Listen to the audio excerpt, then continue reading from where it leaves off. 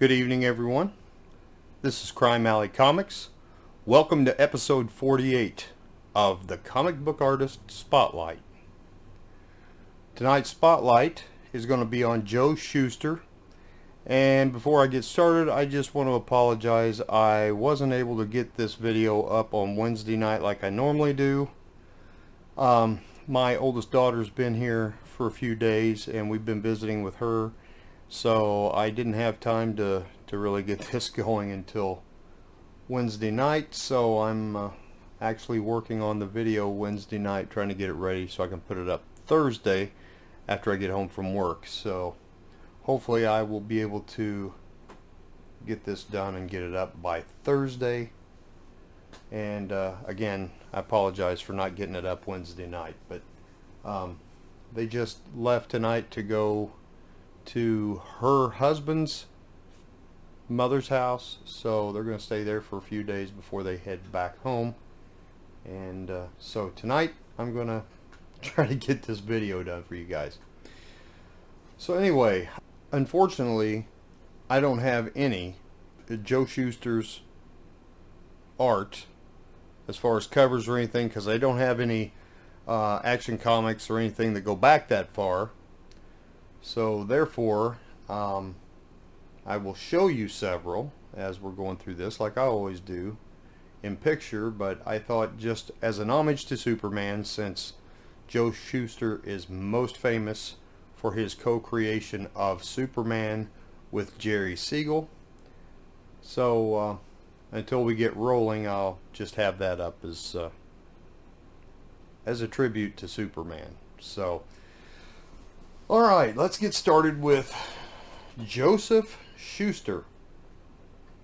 He was a Canadian-American comic book artist, best known for co-creating the DC Comics character Superman with writer Jerry Siegel in Action Comics #1, cover dated June of 1938.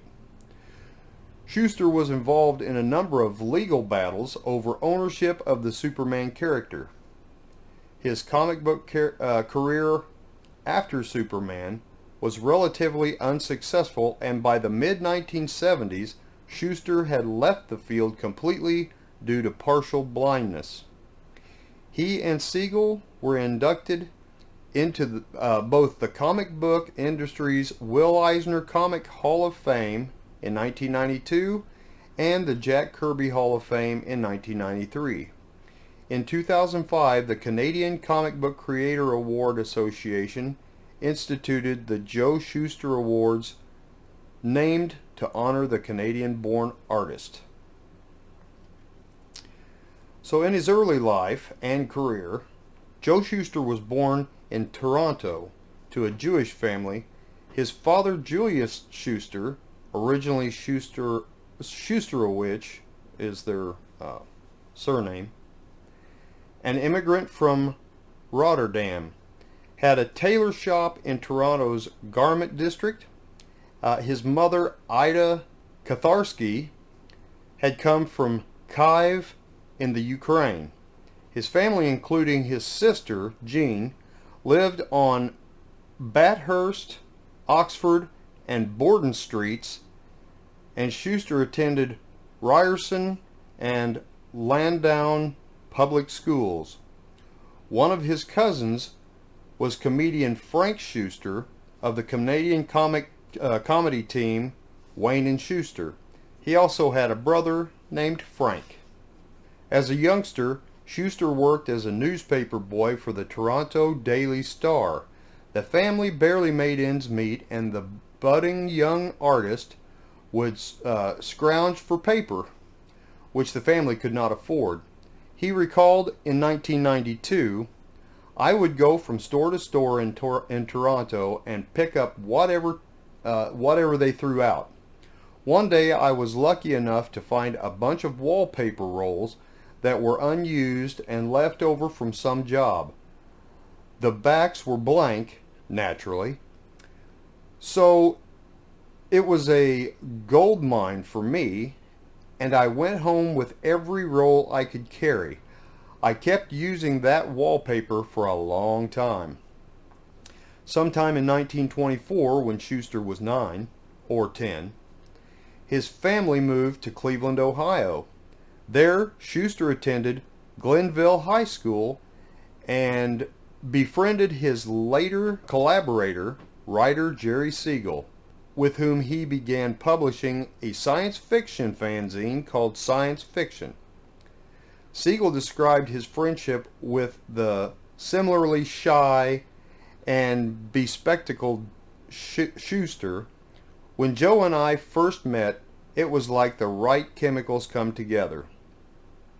The duo broke into comics at Major Malcolm Wheeler Nicholson National Allied Publications. Long name. The future DC Comics, working on the landmark New Fun, the first comic book series to consist solely of original material rather than using any reprinted newspaper comic strips. Debuting with the musketeer swashbuckler Henry Duval and the supernatural crime fighter Dr. Occult, both in New Fun number 6, October 1935. In a 1992 interview, in which he used the fledgling publisher's future name, he said the two sample strips were not the ones eventually published. One was drawn on brown wrapping paper, and the other was drawn on the back of wallpaper from Toronto, and DC approved them just like that. It's incredible, but DC did say, "We like your ideas, we like your scripts, and we like your drawings, but please copy over the stories in pen and ink on good paper." So I got my mother and father to lend me the money to go out and buy some decent paper, the first drawing paper I ever owned, in order to submit these stories properly to DC Comics. The creation of Superman. Siegel and Schuster created a bold, telepathic villain bent on dominating the world as the title character in the short story The Reign of the Superman, published in Siegel's 1933 fanzine Science Fiction number 3. The story was not successful and the character was not used again. Eventually, Siegel reused the name, the Superman, for a new character that became the most famous superhero of all time. Schuster modeled the hero on Douglas Fairbanks Sr. and modeled his bespectacled alter ego, Clark Kent, on a combination of Harold Lloyd and Schuster himself, with the name Clark Kent, derived from movie stars Clark Gable and Kent Taylor. Lois Lane was modeled on Joan Carter, a model hired by Schuster, and she later married co-creator Jerry Siegel in 1948. Siegel and Schuster then began a 6-year quest to find a publisher. Titling the character the Superman, Siegel and Schuster offered it to Consolidated Book Publishing, who had published a 48-page black and white comic book entitled Detective Dan, Secret Operative number 48. Although the duo received an encouraging letter, Consolidated never again published comic books. Schuster took this to heart and, by varying accounts, either burned every page of the story, with the cover surviving only because Siegel saved it from the fire, or he tore the story to shreds with only the two cover sketches remaining.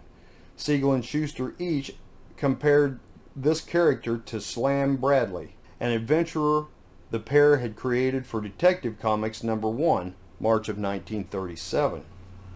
In 1938, the proposal was languished, among others, at More Fun Comics, published by National Allied Publications, the primary precursor of DC Comics.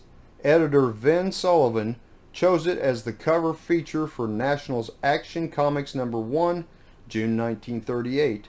The following year, Siegel and Schuster initiated the syndicated Superman comic strip. Due to financial difficulties, Wheeler Nicholson had formed a corporation with Harry Donenfeld and Jack Leibowitz called Detective Comics, Inc. It was under the DC label that Action Comics #1, cover dated June of 1938, was published. In 1937, Wheeler Nicholson sold his stake in National Allied Publications to Donenfeld and Leibowitz as part of a bankruptcy settlement. On September 30th, 1946, their two companies merged to become National Comics Publications. In 1961, the company became known as National Periodical Publications, and in 1967, National Periodical Publications was purchased by Kinney National Company, which later purchased Warner Brothers, Seven Arts, and became Warner Communications in 1977. National Periodical Publications changed its name to DC Comics, which had been its nickname since 1940. As part of the deal, which saw Superman published in Action Comics, Siegel and Schuster sold the rights to the character in return for $130 and a contract to supply the publisher with material. Siegel and Schuster's status as children of Jewish immigrants is also thought to have influenced their work. Timothy Aaron Peavy argued that they crafted an immigrant figure whose desire was to fit into American culture as an American, something which Peavy feels taps into an important aspect of American identity. When Superman first appeared, Superman's alter ego Clark Kent worked for the Daily Star newspaper, named by Schuster after the Toronto Daily Star, his old employer in Toronto. Schuster said he modeled the cityscape of Superman's home city Metropolis on that of his old hometown. When the comic strip received international distribution, the company permanently changed the name to the Daily Planet. As far as legal issues, in 1946, near the end of their 10-year contract to produce Superman stories, Siegel and Schuster sued Detective Comics, Inc. to have their contract annulled and regain their rights to Superman. The following year, the New York State Supreme Court ruled the publisher had validly purchased the rights to Superman when it bought the first Superman story, saying the duo had transferred to Detective Comics, Inc. all of their rights in and to the comic strip Superman, including the title, names, characters, and conception. A subsequent interlocutory judgment found that rights to Superboy, however, belonged to Siegel. Detective Comics, Inc. subsequently paid Siegel and Schuster $94,000 for the rights to Superboy, and the duo's written agreement acknowledging the rights to Superman belonged to the publisher. Afterwards, the company removed Schuster and Siegel's byline from Superman stories. And in Schuster's later career, in 1947, the team rejoined editor Sullivan, by then the founder and publisher of the comic book company Magazine Enterprises, where they created the short-lived comical crime fighter Funny Man. Schuster continued to draw comics after the failure of Funny Man, although exactly what he drew is certain. Comic historian Ted White wrote that Schuster continued to draw horror stories into the 1950s. In 2009, comics historian Craig Yo said Schuster was the anonymous illustrator for Nights of Horror, an underground sadomasochistic fetish paperback book series. This was based on character similarities and comparison of the artistic style between the illustrations and those of the cast of the Superman comics. In 1964, when Schuster was living on Long Island with his elderly mother, he was reported to be earning his living as a freelance cartoonist.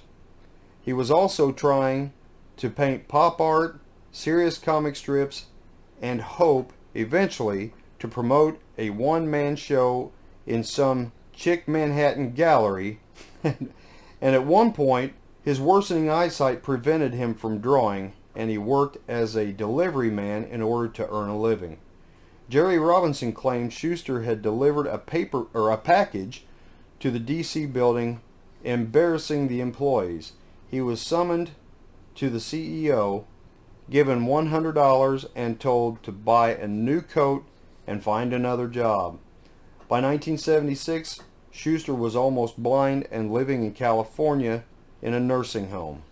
In 1967, when the Superman copyright came up for renewal, Siegel launched a second lawsuit, which also proved unsuccessful. In 1975, Siegel launched a public campaign in which Schuster participated, protesting DC Comics' treatment of him and Schuster. The Association of American Editorial Cartoonists President Jerry Robinson was involved in the campaign, along with comic book artist Neal Adams. Due to a great deal of negative publicity over their handling of the affair and the upcoming Superman movie, DC's parent company, Warner Communications, reinstated the byline dropped more than 30 years earlier, and granted the pair a lifetime pension of $20,000 a year, later increased to $30,000, plus health benefits. The first issue with the restored credit was Superman number 302, August of 1976. Although Schuster was now supported by a lifetime stipend from DC Comics, he fell into debt close to $20,000 by the time of his death. After he died, DC Comics agreed to pay off his unpaid debts in exchange for an agreement from his heirs to not challenge ownership over Superman. Schuster died July the 30th of 1992 at his West Los Angeles home of congestive heart failure and hypertension. He was 78 years old. And now for awards and honors. In 1985, DC Comics named Schuster as one of the honorary in the company's 50th anniversary publication, 50 Who Made DC Great. In 1992, Schuster was induced into the Will Eisner Award Hall of Fame. In 2005, Schuster was induced into the Joe Shuster Canadian Comic Book Creator Hall of Fame for his contributions to comic books. The Joe Shuster Awards started in 2005, and they were named in honor of the Canadian-born Schuster and honored achievements in the field of comic book publishing by Canadian creators, publishers, and retailers. In Toronto, where Schuster was born, the street Joe Shuster Way is named in his honor. On September 10, 2013, a love letter to Cleveland. It was a mural that was unveiled in the Orange Blossom Press building near the Cleveland West Side Market that includes an homage to Schuster and Siegel. Amore Avenue in Cleveland's Glenville neighborhood was renamed Joe Shuster Lane. And now for some books that Schuster has worked on. For Charlton Comics, Crime and Justice, number 19 through 21 in 1954. Hot Rods and Racing Cars, number 20, 1955. Space Adventures, number 11 through 13, 1954. Strange Suspense Stories, number 19 and number 21 and 22, 1954. The Magazine is Haunted, number 18 through 20. That was also in 1954. For DC, Action Comics 1 through 24, 1938 to 1940. Adventure Comics number 32 through 41 and 103 through 109. That was 1938 to 1946. Detective Comics number 1 through 32, 1937 and 1939. More Fun Comics number 10 through 48. Superboy number 101 through 105 and 107. That was from 1936 to 1946. New Comics, then New Adventure Comics, number 2 through 31, 1936 to 1938. New York's World Fair number 1 and 2, 1939, and Superman number 1 through 4, 1939 1940. And that is all I have on Joe Shuster. I've been wanting to do a spotlight on some of the very earliest comic book artists because, you know, Joe Shuster started the Superman chain, and you know, which was basically the first comic book that was really put into comic book form, you could say, and really started the whole thing with comic books. So I wanted to go back to the roots of our comic books and bring out some of the old artists. You know, unfortunately, Joe Shuster never done any art past, you know, like the early 70s. And it's unfortunate because, you know, he still lived until 1992, so there was several years there that if his eyesight hadn't went bad, we could have seen a lot more great art from him, because I mean, his art is quite distinct, and you know, it's the beginning of our hobby. So I mean, you know, it's really something to honor. And you know, when you hear about the way these guys were treated back in the day, and to create something that becomes as much of an icon as Superman is today, you know, it's really a shame that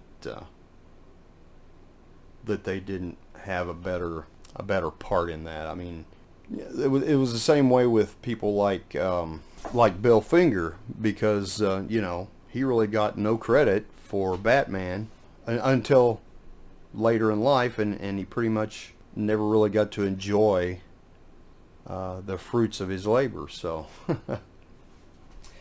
anyway, that's all I have for Joe Shuster. I hope you enjoyed that.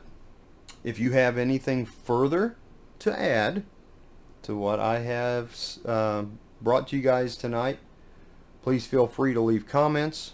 You know, he's been gone a long time, but it would be really nice to hear from somebody who actually had a chance to meet Joe Shuster when he was here. So please leave comments of any information you may have of that nature, because I'd be really interested in hearing, you know, people's views on Joe Shuster. So with that, I'm going to let everybody go.